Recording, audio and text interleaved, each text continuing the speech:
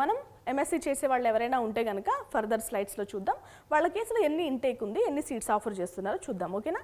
మనకి కలెండర్ కోటాకి ఎలాంటి ర్యాంక్స్ రావాలి ఏంటి అనేది కూడా మాట్లాడుకుందాం. ఓకే, సో మనకి ఎంబీబీఎస్ కానీ, బీడీఎస్ కానీ, బీఎస్సీ నర్సింగ్ కానీ కౌన్సిలింగ్ ద్వారా అయితే కండక్ట్ చేస్తారండి. కేటగిరీ ఏ వాళ్ళకి, కేటగిరీ బికి, కొన్ని సందర్భాల్లో ఎన్ఆర్ఐ కేటగిరీ వాళ్ళకి కూడా కౌన్సిలింగ్ కండక్ట్ చేస్తారు.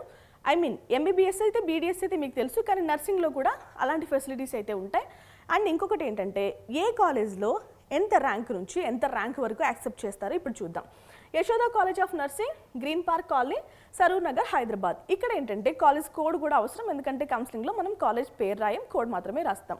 YASH ఇక్కడ ఏంటంటే ఓపెనింగ్ ర్యాంక్ వచ్చేసి 16,510 నుంచి 54,959 లోపు అయితే కనుక మీకు ఎఫ్సెట్ ఎగ్జామ్లో కనుక ర్యాంక్ వచ్చినట్టయితే మీకు సీట్ వచ్చే అవకాశం ఉంటుంది. నెక్స్ట్ కాలేజ్ చూద్దాం. Yashoda Lakshmi college of nursing, Gowdavelli, Medchal, LAXM. Okay, college code అది 32,868 నుంచి 53,895 లోపు కనుక ర్యాంక్ వస్తే మీకు ఈ కాలేజ్లో అడ్మిషన్ దొరుకుతుంది బీఎస్సీ నర్సింగ్ చేయడానికి. Okay, next Yashoda college of nursing, Gowdavelli, Medchal, Malkajgiri.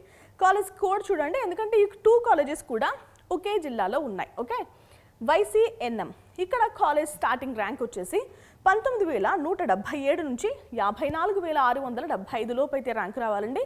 So ఈ ర్యాంక్స్ లోపు కనుక మీకు ఎఫ్సెట్ ఎగ్జామ్లో ర్యాంక్ వస్తే, ఇవన్నీ కూడా 2024-25కి సంబంధించిన క్లోజింగ్ ర్యాంక్స్ రెఫరెన్స్గా తీసుకున్నాను. ఈ ర్యాంక్స్కి లోపు కనుక ర్యాంక్స్ వస్తే మీకు ఈ కాలేజ్లో అడ్మిషన్స్ దొరికినట్టే. ఓకేనా?